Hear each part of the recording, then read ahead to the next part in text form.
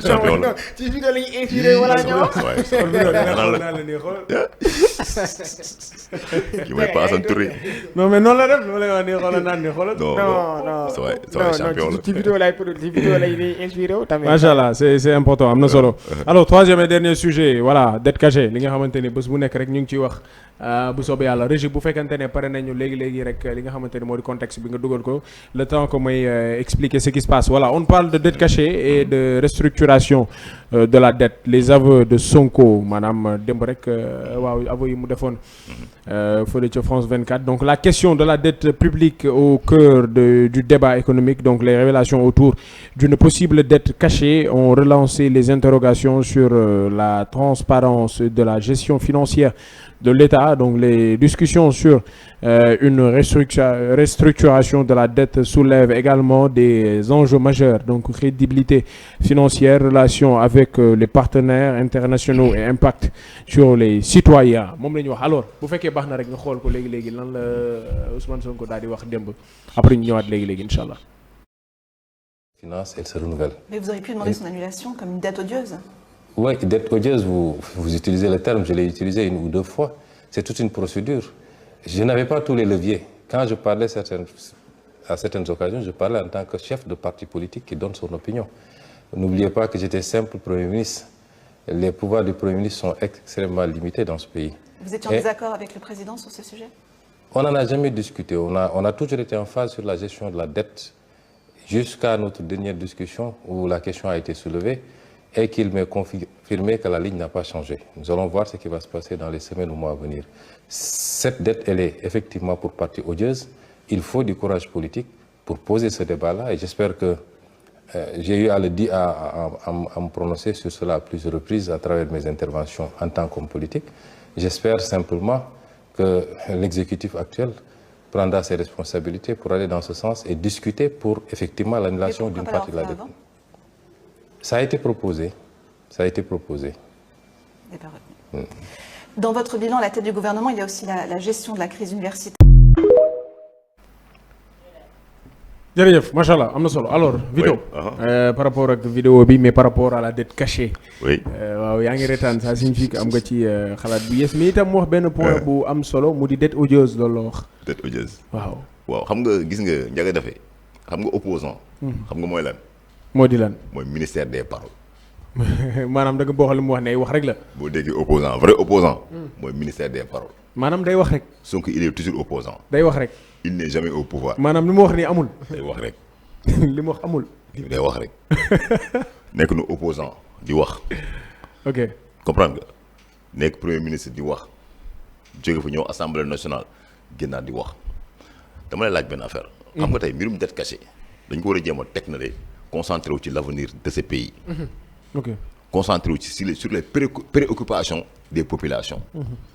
sur la préoccupation des jeunes maanaam la politique de la jeunesse loolu dañ ko war a teg sur la table Pastef xam nga tey exemple tey est-ce que mës nga dégg exemple Diomaye yow mu wax ci mbirum dette cachée. mais je pense pas que ne war na ci mën a wax dafa mel ni c'est comme l'image de Macky Sall parce que par exemple tey jii nii ki nga xamante ni moo di son excellence monsieur Bassirou Diomaye Faye soxlawuñ ko feneen lu dul liggéey soxlawuñ ko mu wax. te tey jii on peut dire que Ousmane Sonko même malgré le fait que mi ngi wax rek. peut-être comme li nga wax. wàllum dette odieuse boobu noonu. mu wax c'est important parce que quand on parle de dette odieuse maanaam ce sont des dettes qui ont servi aux intérêts politiques plutôt qu'à l'intérêt général te peut-être dafay def allusion au régime principal bi pas principal mais précédente. donc ça signifie que peut-être li mu wax noonu am na parce que loolu ñun ñëpp teg nañ ci suñu bët. waaw xam nga li mu wax noonu. bu fekkee dafa am gënu ko xam président de la République de tous les Sénégalais parce que il est l'homme le plus informé dans ce pays. c'est vrai. xam lu ñu wax. tuuti wax job lu bari loolu la rapport yi wax. tuuti wax job lu bari mais rappeurs yi nag duñu président rappeurs yi duñu ministre waaw xaar rek ma expliqué la xam nga tey boo gisee tey Diomaye mosoo ko dégg mu wax ci mbirum dette cachée xam nga waral lool da cee bëgg a ut solution moo tax waaye boo amul solution ci dara da ngay taxaw di ci wax rek au jour le jour on en a marre de parler de la dette cachée au jour le jour à l'opinion nationale ak internationale ñëpp yëg nañ ni Sénégal d'une part à travers ses propos c'est dit que Sénégal am na ay dette cachée quoi ñu wax que ni même le Fonds monétaire international est complice te il n'était pas le ministre des Finances il n'était pas le ministre de l'économie il n'était pas le ministre du budget j'ai entendu Cheikh Diba il l'a démenti de manière publique wax que ni dette cachée existé wul parce que il a été le directeur de la programmation budgétaire sous le régime du président Macky Sall comprends nga. léegi c'est-à-dire que xam nga moom quelqu'un la boo xamante ni il va essayer de créer sa stratégie politique quoi bi nga xamante ni discours sur discours la discours sur discours xam nga pour jéem a wax ak opinion internationale bi xam nga pour wax que ni non Sénégal tool nekk na ci réew moo xam jéem a diaboliser ancien régime bi fi nekkoon xam nga Macky Sall peut-être que nekk du fi mais il veut qu'on parle de Macky Sall non c'est-à-dire sa waay njaga on en a marre de cela lan la waxoon dafa bindoon benn livre bu tudd solution quoi dajale beaucoup de jeunes à la place de la nation di décortiquer livre bi tax na fi en pleine campagne mu ne soo leen ma falee mooy deux mois ñu changer réew mi loolu la waxoon n'est-ce pas. ah changement am na. changement am na. voilà. changement am na. ci ban côté xanaa côté vague de licenciement yi le changement am. nombre de personnes ñu dàq c'est la première fois am dans l'histoire politique du Sénégal régime bu bees ñëw dàq 30 000 Sénégalais c'est la première fois kon changement am na. mais contrat de accord de pêche yu ñu résilier. changement la non changement accord de pêche yi ñu résilier. ah mais changement la. waaw xaaral gis nga njëkk a defee xam nga tey il faut qu'on parle de manière sérieuse quoi. ok envers ce pays. parce que Sénégal tey bu fekkoon nit la mën nañu wax ni benn nit la boo xam ne il est en conjoncture économique. il est en conjoncture économique bu bëggee faju day compliqué ci moom day jafe ci moom. ok comme nag bu bëggee joxe dépense dafay jafe ci moom xam nga tey exemple le secteur de la pêche il y a beaucoup de problèmes qui sont là-bas c'est que Sonko quel est son problème actuellement nii. dette cachée dans ce pays. dette parce que cachée mun ñu jaay Diomaye ba pare ba Diomaye accéder au pouvoir mu war a taxaw à côté du président Bassirou Diomaye ñu changer réew mi mu dem taxawal fële à côté di dem opinion internationale dans ce nouveau régime exécutif dañoo war a gérer ceci dañoo war a gérer cela non mais ça va vraiment c'est des esprits enfantins gars. c'est trop enfantin. quand même. mais en même temps waxul rek ci maanaam si dette cachée bi en même temps Paasan ci yow laa bëgg nga développer ci rapidement mu di par rapport à la restructuration aussi c'est important. bon parce que est-ce que solution bu durable la loolu. non juste damay bëgg a descendre tuuti ci dette cachée bi. da ngay tënk. bon damay tënk bu ndaw. mais da ngay ñëw sur restructuration waaw dina ñëw ci restructuration bi maanaam dette cachée bi. au début moi j'y croyais parce que vu li nga xamante ne tey jii nii mooy la situation économique bu sénégalais doon dund je me disais que c'était normal comme vu que ni li nga xamante ne tey jii nii dette cachée bi ñu doon wax donc c'était normal ñu enfoncé wu ci li nga xamante ne mooy c'était cette situation catastrophique économiquement parlant mais vu tey jii nii les sorties yi nga xamante ne ñoo ngi koy def parce que sànq Vito dafa soulever on n'a pas entendu le président mu wax ci l'actuel premier ministre di Al Amin Lo d'apprécier di wala boo analyser bu baax a baax li nga xamante ne wax na ko moom waajul sax bay wax ci wàllum dette cachée bi parce que nee na wàllum dette cachée bi dañ koy jël tegee ko ne donc gis nañ aussi le président wala l'ancien président Macky Sall génn moom tamit avant kii di def li nga xamante mooy interview wala entretien bi l'ancien président Macky Sall moom tamit addu woon na ci dette cachée boobu noonu entretien bi mu defoon ak ki nga xamante ne tey jii mooy France 24 donc moom wax na ni dette cachée amut parce qu'il ne peut pas y avoir de dette cachée parce que tout est traçable dafa am traçabilité li nga xamante ne mooy comptabilité dafa am traçabilité donc on peut pas parler de dette cachée